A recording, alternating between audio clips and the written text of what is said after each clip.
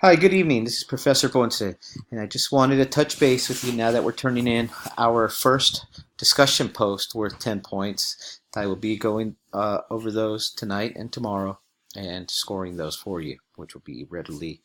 available to you on the gradebook. But now I just wanted to touch base on where we're headed into for this week, week two, and then culminating at the end of week three with our first exam, which will cover chapters 1, chapters 2, and the readings that I've also attached, the supplementary readings on Canvas. But one thing, I've sent out an article today that might help illuminate the chapter 2 readings in the textbook on the Constitution, rights and race intertwined. And one thing I want to focus on are some of the terms that are being used a lot in the media and in the popular sphere now. So as this chapter lays out, race is very central to the making of the Constitution and to the making of revolution itself. So I want us to focus on, we've covered a lot of these issues in previous history or government classes, so I won't spend too much time on them, but I want us to focus on key moments after the revolution and the first Constitution known as the Articles of Confederation, and specifically on the weaknesses of the Articles of Confederation, which Shays' Rebellion was able to highlight. And that is the single key moment that really illustrates the fact and the necessity to rewrite that initial compact or Articles of Confederation. And some of the decisions that were made as we go through and we move to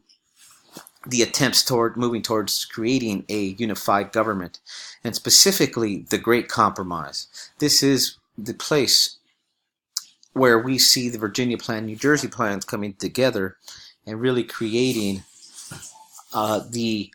establishment of the Constitution and building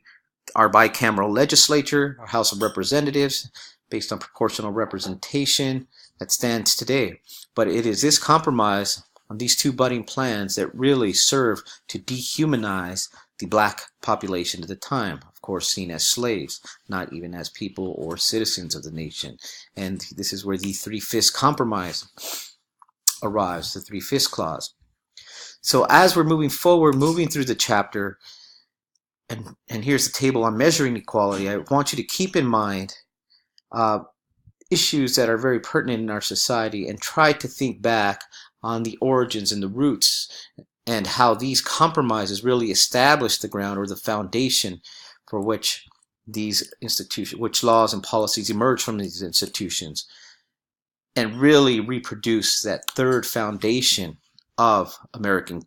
our American government, which is the concept of inegalitarianism, that tradition of exclusion, again working alongside our other two traditions that are more well known, the history of the principle of classical liberalism first, and secondary the idea stemming from classical republicanism that we encountered in chapter 1. So I will touch base with a follow-up video to really bring home this chapter, and will provide a study guide by the end of the week to prepare us for our exam. So for now, just let's get through our readings, and I will also be sending out the study guide and maybe some pertinent stories throughout the week.